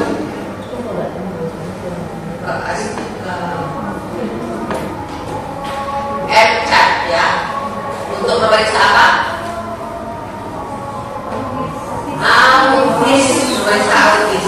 Kalau yang di buku hijau itu hanya MCAT saja. Kalau yang di buku putih biru ini 2022 sudah ada yang namanya revisi. Ya. MCAT revisi ini yang baru. Kalau di buku hijaunya jenengan itu masih MCAT saja. Coba lihat halaman berapa? 72 ya, 72 MCAT saja. Ini beda dengan pertanyaannya. Tapi kalau perdomannya masih ini, monggo dipakai ini saja ya. Kalau yang baru namanya revisi, pertanyaannya beda. Mendeteksi secara dini adanya gangguan spektrum autis pada anak usia 16 bulan. Kalau KMPI tadi mulai usia berapa? 3 tahun. Tes daya lihat, tes daya dengar, itu sudah mulai cilik. Nah, kalau MCAT ditulis mulai 16 bulan. Atas indikasi jika ada kecurigaan, yang pertama keterlambatan bicara, yang kedua ada gangguan komunikasi atau interaksi sosial, yang ketiga perilaku berulang-ulang. Ya, sepatu dicopot, gaya. Saya pernah nemu itu apa sepeda itu ya, ditekuk. Ya, itu kita curigai dia autis. Alatnya pakai MCAT. Ada pertanyaan-pertanyaan di situ. Coba kita lihat bersama. Kalau yang di hijau, di buku yang hijau ada berapa pertanyaan? 23 pertanyaan, di mana ada pertanyaan kritikal di nomor 2, 7, 9, 13, 14, 15. 2, 7, 9, 13, 14, 15. Coba kita baca.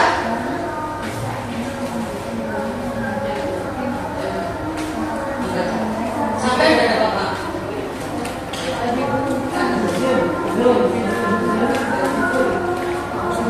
Instrumen pemeriksaan Motivate Checklist for Autis itu sudah MCAT.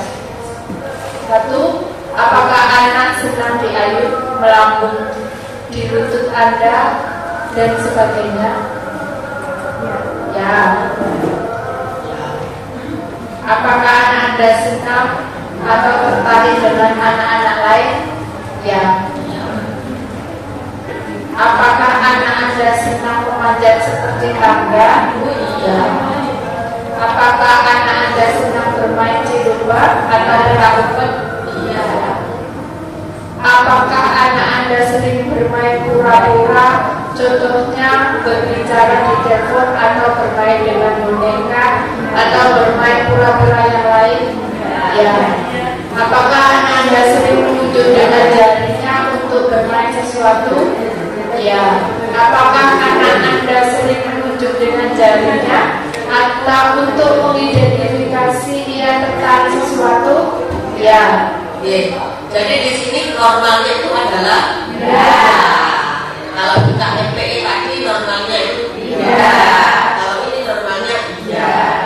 Ini gangguan pusat perhatian dan hiperaktivitas atau GPPH menggunakan Abbreviated Orders Teacher Rating ACTRS. Ini nggak beda.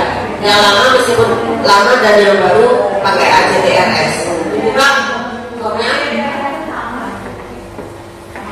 formnya, instrumennya namanya ACTRS. Yang dideteksi jenenge gangguan dan GPPH. Halaman berapa di situ? 73. Ini mulai usia 36 bulan, sama dengan KFE ya. Gimana?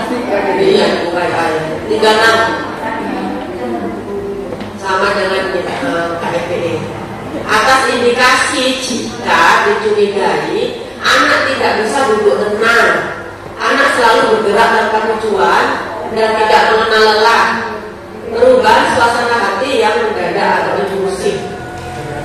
Formulir GPPH atau ACTRS itu terdiri dari 10 pertanyaan. Nilai 0 jika keadaan tersebut tidak ditemukan. Ada kolom-kolom ini ya, 1, 0, 1, 2, 3. Nilai 1 jika keadaan tersebut kadang-kadang ditemukan. Nilai 2 jika keadaan tersebut sering ditemukan. Nilai 3 jika keadaan tersebut selalu ada pada anak. Di jumlah, kalau jumlahnya lebih 13 atau lebih, itu berarti ada kecurigaan GPPH. Coba sekarang Kak Lika tes tes bagaimana?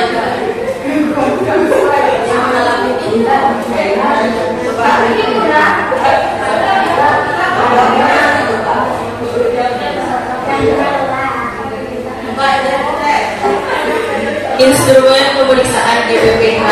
Kegiatan yang diamati yang pertama, tidak kenal lelah atau aktivitas yang berlebihan. Kemudian yang kedua, mudah menjadi gembira, impulsif.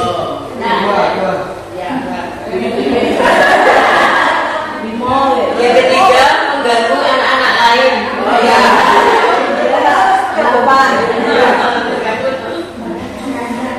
Yang keempat, gagal menyelesaikan kegiatan yang telah pendek dimulai, rentan perhatian.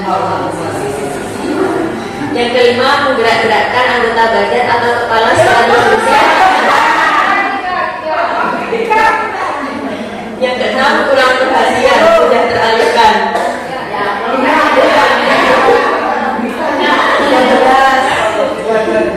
Yang ketujuh, permintaannya harus segera dipenuhi, mudah menjadi frustrasi.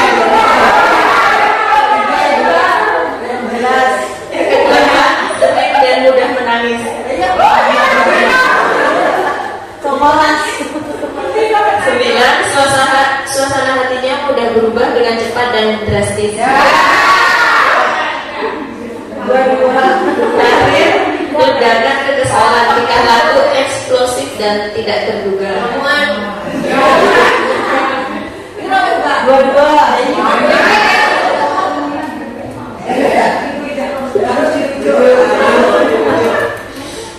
Ya, itu ya caranya ya. Di jumlah kalau lebih sama dengan 13 itu curiga GPPH. Baik, ibu sudah dilakukan pemeriksaan dari nanya kami. Tidak ada, paham ya? Paham ya? Gampang kan ya tak jadi. Ibu yang didetekan itu ibu sebenarnya diperiksa itu dia itu. Tinggal sekarang komitmennya untuk melaksanakan ya. Jadi genetika itu bukan hanya pakai SD saja, tapi ya berat tadi 6 macam pemeriksaan itu harus dilaksanakan. Sekarang tidak semuanya kelompok usia sudah dibatasi hanya 8 saja yang dilaksanakan. Kalau yang lain bisa memakai buku KIA, teknis di buku KIA itu. Ya, namun paham ya? Ya, terima kasih.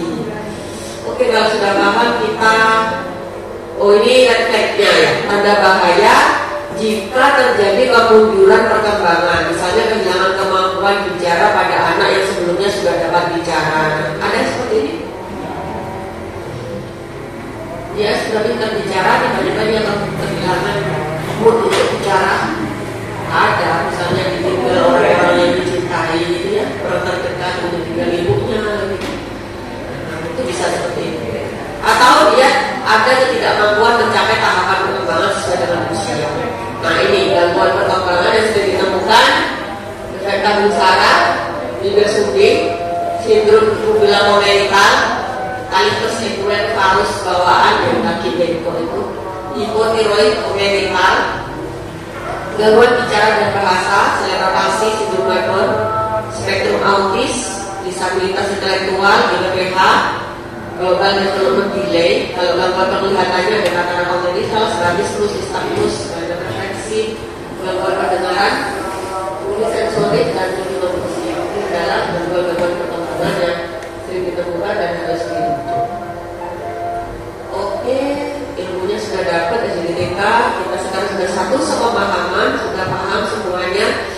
Nah, latihan ya, latihan. Ini ada soal. Ini adalah pemeriksaan SDDTK di posyandu. Jadi memakai buku KIA, tidak memakai KPSP. Memakai buku KIA, bagaimana keadaan Yusuf Abidin ini, dan ketika memasukkan di kolom halaman 70 ini isiannya nanti apa? Silakan dikerjakan.